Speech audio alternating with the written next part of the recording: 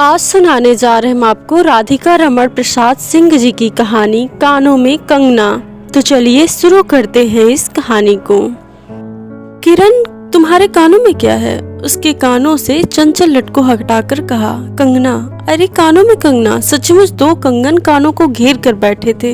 हाँ, तब कहाँ पहनूं? किरण अभी भोली थी। दुनिया में जिसे भोली कहते हैं वैसी भोली नहीं। उसे वन के फूलों का भोलापन समझो, नवीन चमन के फूलों की भंगी नहीं।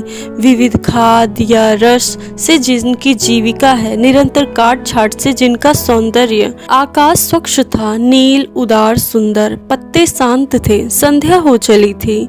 सुनहरी किरणें सुदूर पर्वत की चूड़ा से देख रही थी। वह पतली किरण अपनी मृत्यु शैया से इस शून्य निविड़ कानन में क्या ढूंढ रही थी? कौन कहे किसे एकटक देखती थी?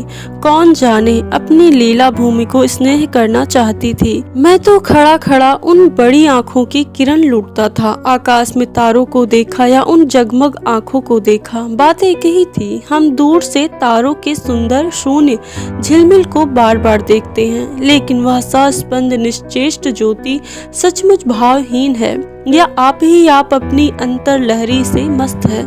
इसे जानना आसान नहीं। हमारी ऐसी आंखें कहाँ की उनके सहारे उस निगूढ़ अंतर में डूब कर था लें।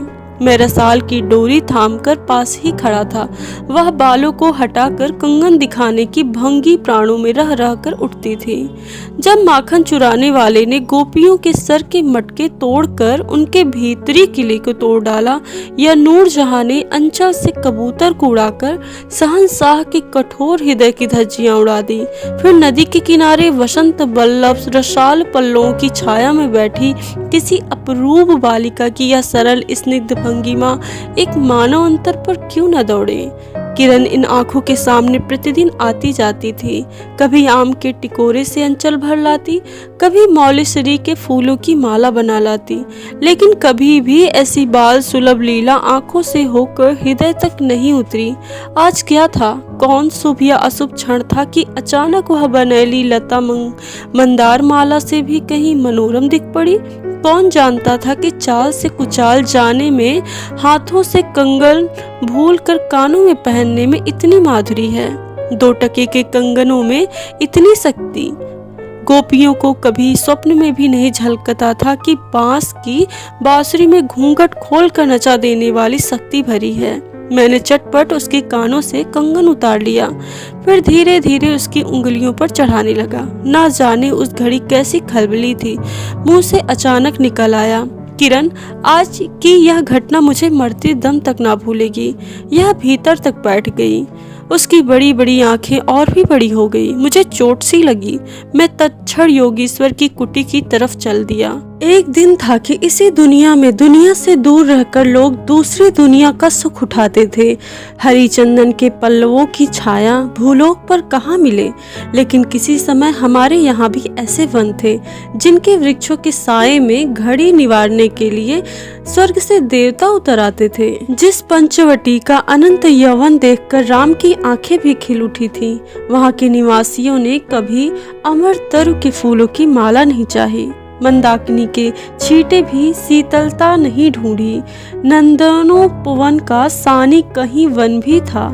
कल्प वृक्ष की छाया में शांति अवश्य है, लेकिन कदम की छहिया कहाँ मिल सकती? हमारी तुम्हारी आंखों ने कभी नंदनोत्सव की लीला नहीं देखी, लेकिन इसी भूतल पर एक दिन ऐसा उत्सव हो चुका है जिसको देख देख कर प्रकृति तथा रजनी 6 महीने तक ठगी रही। सत सत देवांगनाओं ने परिजात के फूलों की वर्षा से नंदन कानन को उजाड़ डाला। समय ने सब कुछ पलट दिया। अब ऐसे वन नहीं जहाँ कृष्ण गोलोक से उतरकर 2 घड़ी वंशी की टेर दे। ऐसे कुटीर नहीं जिनके दर्शन से रामचंद्र का भी अंतर प्रसन्न हो। ऐसे मुनीस नहीं जो धर्म धुरंधर धर्मराज को भी धर्म में शिक्षा दे। यदि 1-2 भूले भटके हों भी, तब अभी तक उन पर दुनिया का पर्दा नहीं उठा, जगन माया की माया नहीं लगी। लेकिन वे कब तक बचे रहेंगे?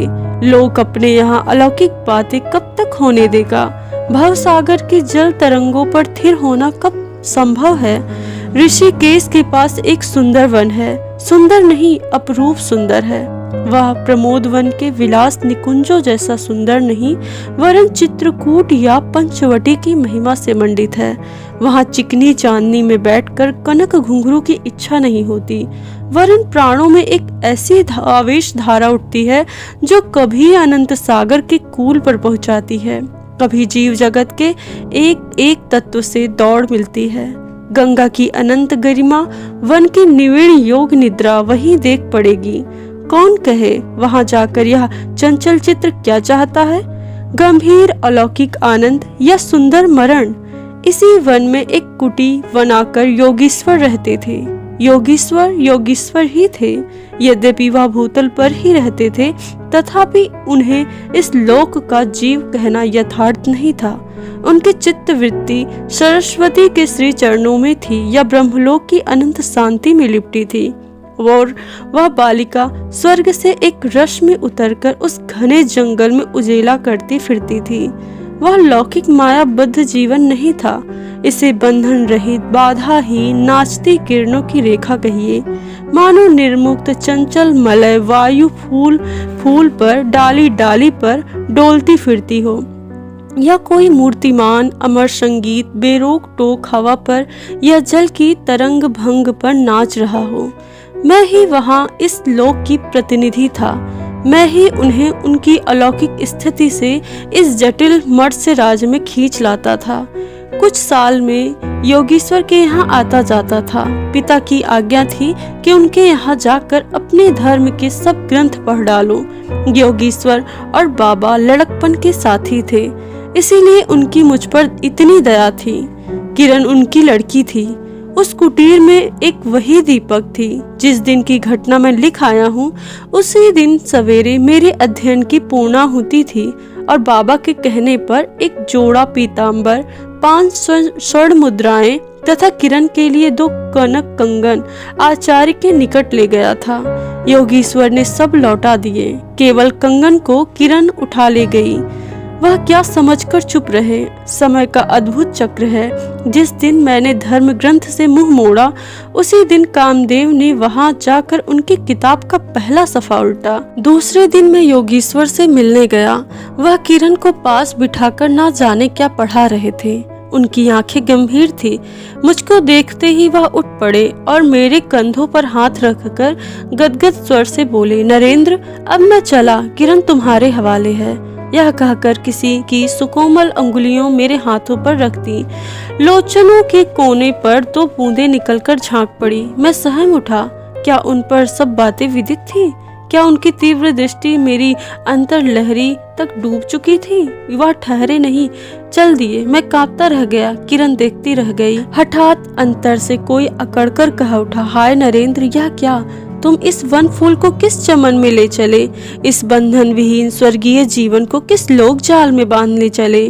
कंकड़ी जल में जाकर कोई अस्थायी विवर नहीं फोड़ सकती। क्षण भर जल तक का समतल भले ही उलट पुलट हो, लेकिन इधर उधर से जल तरंगे दौड़कर उस छिद्र का नाम निशान भी नहीं रहने देती। जगत की भी यही चाल है।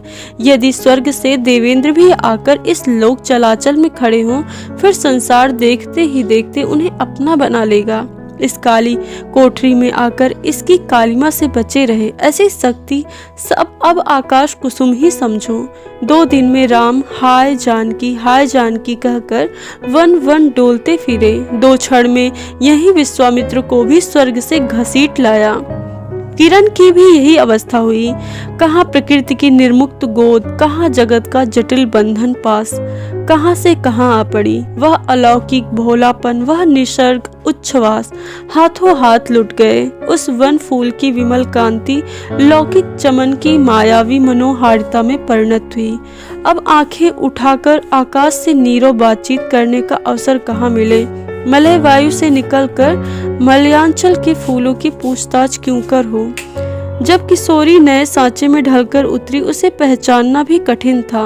वह अब साड़ी पहनती, घंघरी पहनती, सिंदूर लगाती, हाथों में कंगन, कानों की बाली, गले की कंठी तथा कमर की करधनी दिन दिन उसके चित्त को नचाए मारती थी। जब कभी वह सज धज कर चांदनी में कोठे पर उठती और वसंत वायु उसके आंचल से मोतियों की लपट लाकर मेरे बरामदे में भर देती, फिर किसी मतवाली माधुरी या तीव्र मदिरा के नशे में मेरा मस्तिष्क घूम जाता और मैं चटपट अपना प्रेम चीत्कार फूलदार रंगीन चिट्ठी में भरकर जूही के हाथ ऊपर भिजवाता या बाजार से दौड़कर कटकी गहने या विलायती चूड़ी खरीद लाता। लेकिन जो हो, अब भी कभी कभी उसके प्रफुल्ल वदन पर उस आलोक की छटा पूर्वजन्म की सुख स्मृति चली आती थी और आंखें उसी जीवंत सुंदर झिकमिक का नाच दिखाती थी। अब अंतर प्रसन्न रहता, फिर भी बाहरी चेष्टा पर प्रतिबिंब क्यों ना पड़े। यूं ही 1-2 साल मुरादाबाद में कट गए। एक दिन मोहन के यहाँ नाच देखने गया। वहीं की किन्नरी से आंखें मिली क्या, लीन हो गई। नवीन यौवन, कोकिल कंठा, चतुर चंचल चेष्टा तथा मायावी चमक। अब चित्त को चलाने के लिए और क्या चाहिए। किन्नरी सचमुच किन्नरी ही थी, नाचने वाली नहीं, नचाने वाली थी। पहली बार देखकर उसे इस लोक की सुंदरी समझना दुष्कर था। फिर क्या था, इतने दिनों की धर्म शिक्षा, सतवत्सर की पूज्य लक्ष्मी, बाप दादों की कुल प्रतिष्ठा, पत्नी से पवित्र प्रेम एक एक करके उस प्रतीप्त वासना कुंड में भस्म होने लगे। 5 महीने कट गए, नशा उतरा नहीं। बनारसी साड़ी, पारसी जैकेट, मोती का हार, कटकी कर्णफूल, सब कुछ लाकर उस मायावी के अलरक्त चरणों पर रख दिए। किरण हेमंती की मालती बनी रही, जिस पर एक फूल नहीं, एक पल्लव नहीं। घर की वधू क्या करती, जो अनंत सूत्र से बंधा था, जो अनंत जीवन का संगी था, वही हाथों हाथ पराये के हाथों बिक गया। फिर ये तो 2 दिन के चकमकी खिलौने थे, इन्हें शरीर बदलते क्या देर लगे। दिन भर बहानों की माला गूंथ गूंथ किरण के गले में और शाम को मोती की माला उस नाचने वाली के गले में सशंक निर्लज्ज डाल देना, यही मेरा जीवन निर्वाह था। एक दिन सारी बातें खुल गई। किरण पछाड़े खाकर भूमि पर जा गिरी। उसकी आंखों में आंसू ना थे, मेरी आंखों में दया ना थी। बरसात की रात थी, रिमझिम बूंदों की झड़ी थी। चांदनी मेघों से आंखें मुदव्वल खेल रही थी। बिजली काले कपाट से बार बार झांकती थी, किसे चंचला देखती थी तथा बादल किस मरोड़ी में रह रह कर चिल्लाते थे। इसे सोचने का मुझे अवसर नहीं था। मैं तो किन्नरी के दरवाजे से हताश होकर लौटा था। आंखों के ऊपर न चांदनी थी न बदली। त्रिशंकु ने स्वर्ग को जाते जाते बीच में ही टंग कर किस दुख को उठाया, और मैं तो अपने स्वर्ग के दरवाजे पर सर रखकर निराश लौटा था। मेरी वेदना क्यों न बड़ी हो। हाय, मेरी अंगुलियों में एक अंगूठी भी रहती तो उसे नजर कर उसके चरणों पर लौटता। घर पर आते ही जूही को पुकार उठा, जूही, किरण के पास कुछ बचा हो तो फौरन लेकर आओ उससे मांगकर। ऊपर से आवाज नहीं आई, केवल सर के ऊपर से एक काला बादल कालांतर चित्कार के चिल्ला उठा। मेरा मस्तिष्क घूम गया। मैं तत्क्षण कोठे पर दौड़ा। सब संदूक झाके, जो कुछ मिला सब तोड़ डाला, लेकिन कुछ भी नहीं मिला। अलमारी में केवल मकड़े का जाल था। श्रृंगार बक्स में एक छिपकली बैठी थी। उसी दम किरण पर झपटा। पास जाते ही सहम गया। वह एक तकिए के सहारे निस्सहाय निष्पंद लेटी थी। शायद प्राण शरीर से निकलकर किसी आश्रय से वहां बैठ रहा था। मैं फिर पुकार उठा, किरण, किरण, तुम्हारे पास कोई गहना भी रहा है? हाँ, छीड़ कंठ की काकली थी। कहाँ है? अभी देखने दो। उसने धीरे से घूंघट सरका कर कहा। वही कानों का कंगना। सर तकिए से ढल पड़ा, आंखें भी छिप गई। वह जीवंत रेखा कहाँ चली गई? क्या इतने ही के लिए अब तक ठहरी थी? आंखें मुख पर जा पड़ी। वही कंगन थे, वैसे ही कानों को घेर कर बैठे थे। मेरी स्मृति तड़ित वेग से नाच उठी। दुष्यंत ने अंगूठी पहचान ली। भूली शकुंतला उसे पल भर में याद आ गई। लेकिन दुष्यंत सौभाग्यशाली थे, चक्रवर्ती राजा थे। अपनी प्राण प्रिया को आकाश पाताल छानकर ढूंढ निकाला। मेरी किरण तो इस भूतल पर ना थी। किसी तरह प्राण देकर भी पता ना पाता। परलोक से ढूंढ निकालूं, ऐसी शक्ति इस दीनहीन मानव में कहा। नशा उतर पड़ा, सारी बातें सूझ गई। आंखों पर की पट्टी खुल पड़ी, लेकिन हाय, खुली भी तो उस समय जब जीवन में केवल अंधकार ही रह गया। ये कहानी यहीं पे समाप्त होती है। आपको कानों में कंगना कहानी कैसी लगी हमें ज़रूर बताएं। धन्यवाद।